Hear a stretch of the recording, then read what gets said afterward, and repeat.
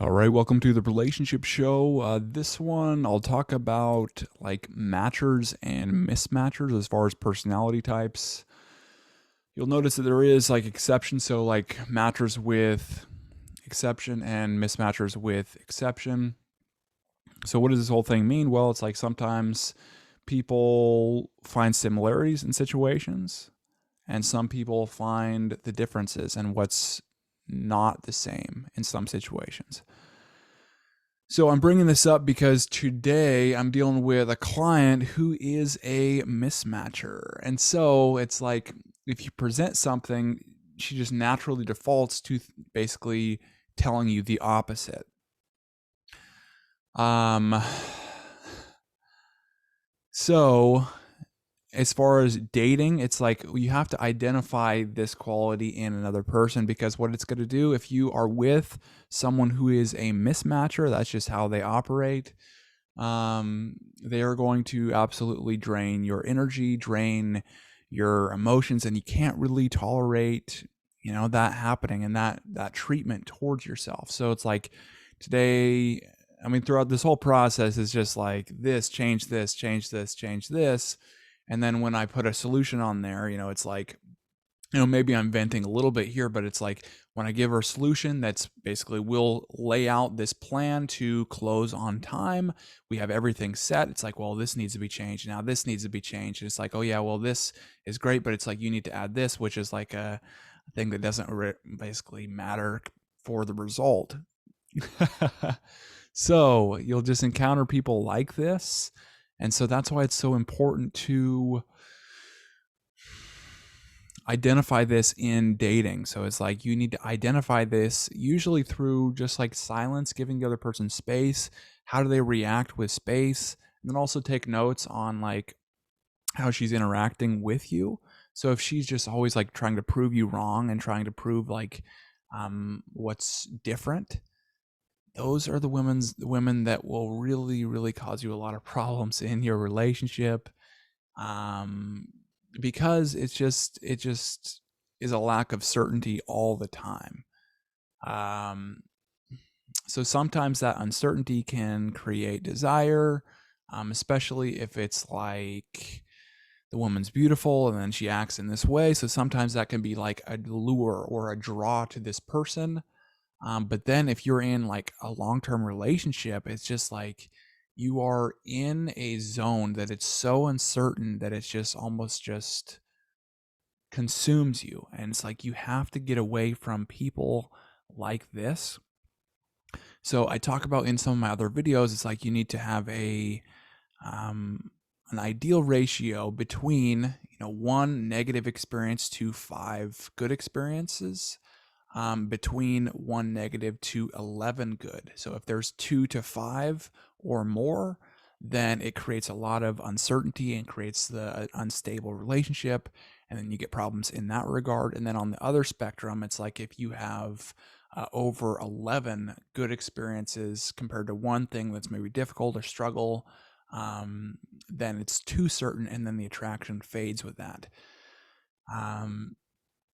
Now with mismatchers, it's almost like a 50-50. So it's like sometimes you get good, sometimes you get bad, but it's about half.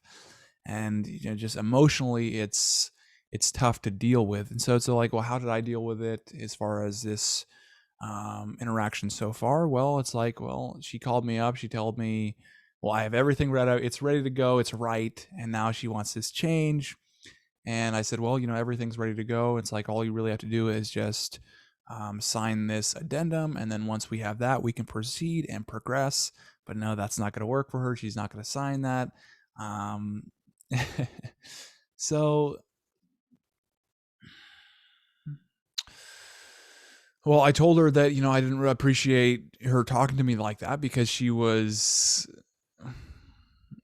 said I was stupid. She said this is ridiculous. She's basically throwing this temper tantrum, this freak out, this anger, this telling me what to do, this, and just blowing up. And basically, I'm in this coffee shop. I have to stay composed and then just talk to her calmly. And then later, she message me again, tell me, what to do, this. It's like she doesn't have a license. She doesn't have any, really authority in what actually works in a contract or not. So it's like, well, if you give her your way, well, you're kind of breaking the contract. You're breaking what needs to be done.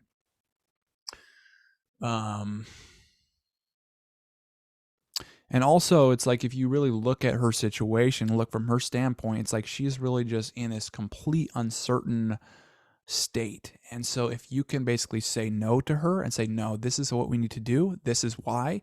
And oftentimes those types of people are very like self-seeking. So they have to have it framed in a way so that so it's a benefit to them. And so when you communicate to really best handle the situations like this and with these types of people, you must make everything clear why it's going to benefit this person. So what I did was I basically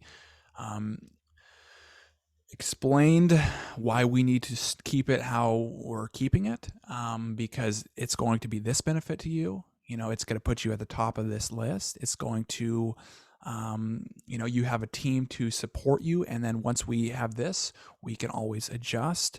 I had a plan. I had basically the benefits to her. And then what happened? Well, now she's requesting to sign it. So this whole tangent, maybe it was just kind of a vent here, kind of through this medium here, through this YouTube here, but it is very important to recognize these personality types in different people, and then and know that you have to really maintain a relationship really throughout that certainty and uncertainty kind of guideline with the 1 to 5 and then 1 to 11. Because if you don't, it's going to create an unhealthy relationship, and the relationship's probably going to fail, or you're going to be stuck in a relationship that's very, well, it doesn't make you feel good. It's almost like a little bit of a miserable relationship. But people like that are out there, and we really need to know how to handle the situations, because eventually sometimes they will come up. So again, relating back to dating, it's like once you identify these qualities, you probably, as far as like a mismatcher, you probably want to just walk away from the relationship and then move on and find someone else, because it's going to cause you so many problems, take so much of your mental energy. If you commit to staying with somebody like that. And then just to finally wrap it up, I'm not saying like, well, I'm saying that from the average person or the regular person, or really most people in the world, being with a mismatcher is going to cause you extreme stress.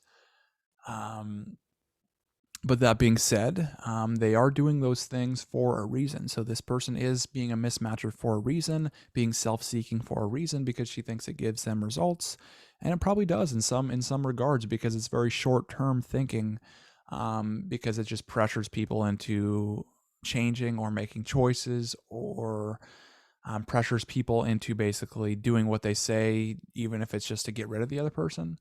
And so there are benefits to that. Sometimes you'll see it with like lawyers or things like that, kind of professions like that, where it can be very beneficial. But as far as relationships, it's not. And so you have to recognize that. It's like, okay, maybe that has a place somewhere else, but it doesn't have a place in this relationship. And you can't tolerate it. You can't really put yourself in a situation with a person like that. And so you walk away and never look back.